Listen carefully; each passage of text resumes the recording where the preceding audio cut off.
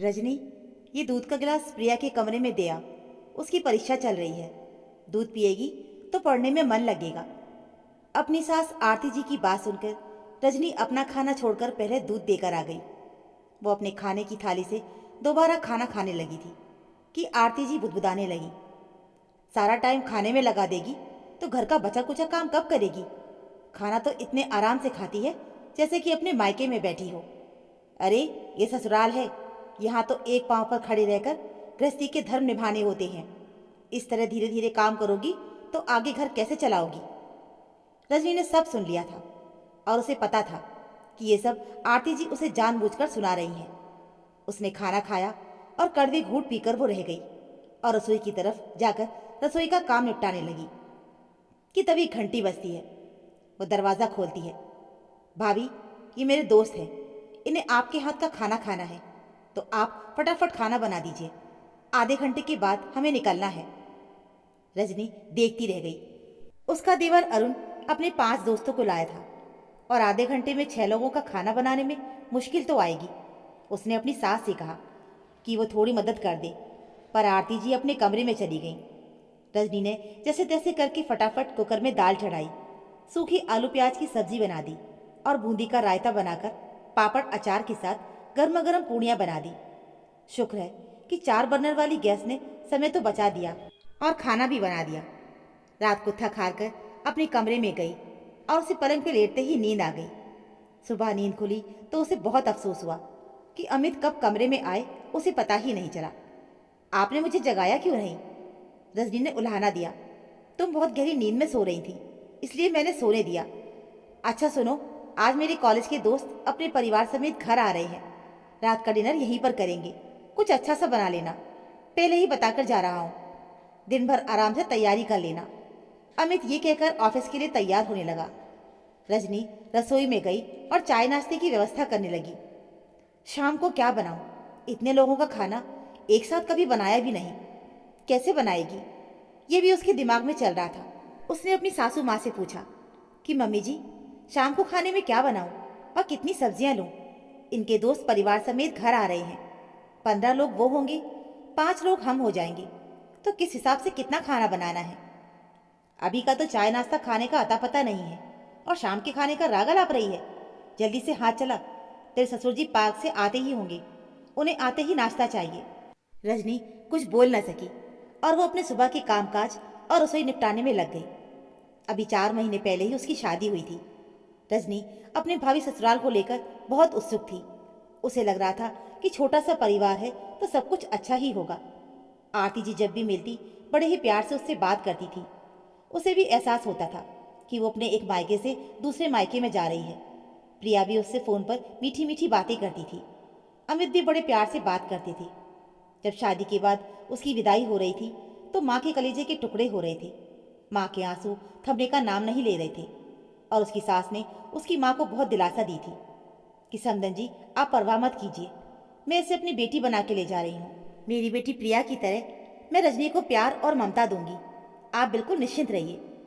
तब से रजनी की माँ को थोड़ी राहत मिली। सास अपनी बहू के लिए ये शब्द कह दे, वो ही बड़ी बात है।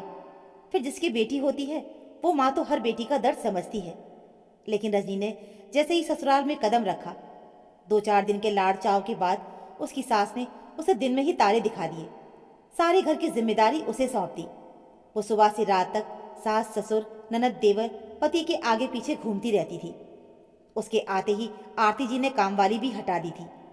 उसने अमित से कहा भी था कि कामवाली आती है तो थोड़ा सहारा लग जाता है, पर अमित भी इस मामले में अपनी मम्मी के आगे कुछ नहीं बोल सका। सुबह से दोपहर हो गई। रजनी ने फिर एक बार सलाह लेनी चाही, पर आरती जी भड़क गई। तुझे रसोई का काम ढंग से आता है या नहीं? 20 लोगों का खाना भी नहीं बना सकती तू? तूने मेरे बेटे से शादी ही क्यों की? रजनी की आंखें भर आईं। मम्मी जी, मुझे आपसे ये उम्मीद नहीं थी। आप तो मुझे बेटी बना के लाई थी, पर आपने तो मुझे बहू का भी हक नहीं दिया। बस इस घर की नौकरानी बना के रख लिया। सारा काम अकेले करते करते मैं थक जाती हूँ, पर आपको मुझ पर जरा सी भी तरस नहीं आती। फिर आपने मेरी माँ को झूठी दिलासा क्यों दी थी? मैंने कभी इतने लोगों का खाना नहीं बनाया तो मुझे कैसे आएगा? आपको तो अनुभव है। आप मुझसे बड़ी हैं। आपसे बस पूछा है। आज प्रिया ससुराल जाए और वो आपसे कुछ मदद मांगे या सलाह मांगे तो आप उसे भी इसी तरह से कहती? बेटी बोल देने से कोई बहू बेटी नहीं हो जाती है। बेटी के लिए दिल में जितनी जगह होती है, काश बहू के लिए थोड़ी सी होती। आपको बहू की परेशानी तकलीफ़ों से कुछ मतलब ही नहीं है। उसे उसके हाल पर छोड़ दिया है। मैं अकेली परेशान हो रही हूँ तो हो रही हूँ, पर आपको कोई फर्क नहीं पड़ता। ये कहकर रजनी कमरे में चली गई। उसने अपने आंसू पोंछे और अपना मोबाइल निकाला। फटाफट सारा खाना होटल से ऑर्डर कर दिया। आरती जी ने रसोई में आकर देखा तक नहीं। शाम को होटल से खाना आ गया और पीछे पीछे अमित भी आ रहा था। ये क्या, इतना खाना किसने मंगाया है? बिल देखकर अमित और आरती जी का सिर चकरा गया। भैया, ये खाना डाइनिंग टेबल पर रख दीजिए, रजनी ने अंदर से आते हुए कहा। तुम ये खाना वापस ले जाओ, इतना रुपया मैं खर्च नहीं करूंगा, अमित चिल्लाकर बोला। फिर अपने दोस्त और परिवार वालों को आप क्या खिलाओगे?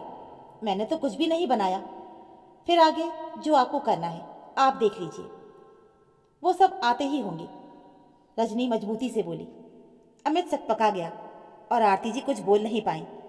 रजनी ने सारा खाना घर के बर्तनों में खाली किया और मेहमानों के आने के बाद उन्हें परोस दिया। सब खाने की बहुत तारीफ कर रहे थे। अमित और आरती जी का चेहरा खाने का इतना बिल देखकर उतरा हुआ था। सब लोग खाना खाकर चले गए। फिर अमित ने अपना सारा गुस्सा रजनी पर निकाला, लेकिन रजनी की बातों को सुनकर उसका गुस्सा शांत हो गया। मम्मी, आप तो इतना अच्छा खाना बनाते हो, 50 लोगों का भी आपने खाना बनाया है। आप रजनी को साग सब्जियों का थोड़ा सा अंदाजा दे देते तो आज होटल के खाने का इतना बिल नहीं आता। रजनी अब इसी घर की है, उसने कम से कम कैसे भी खाना मंगाकर मेरे दोस्तों के सामने मेरी इज्जत तो रख ली। पर आपने तो बहू के आते ही घर की इज्जत और बजट की परवाह करना छोड़ दिया है। अपने बेटे की बात सुनकर आरती जी को अपनी गलती का एहसास हुआ और उन्होंने अपना अहम छोड़कर धीरे धीरे रजनी को बेटी की तरह अपनाना शुरू कर दिया। तो दोस्तों, ये थी हमारी आज की कहानी। उम्मीद है आपको हमारी कहानी ज़रूर पसंद आई होगी। कहानी अच्छी लगी हो तो प्लीज़ वीडियो को लाइक और चैनल को सब्सक्राइब ज़रूर कर लीजिएगा। मिलते हैं फिर एक और ऐसी नई कहानी के साथ। कहानी सुनने के लिए आप सभी का बहुत बहुत धन्यवाद।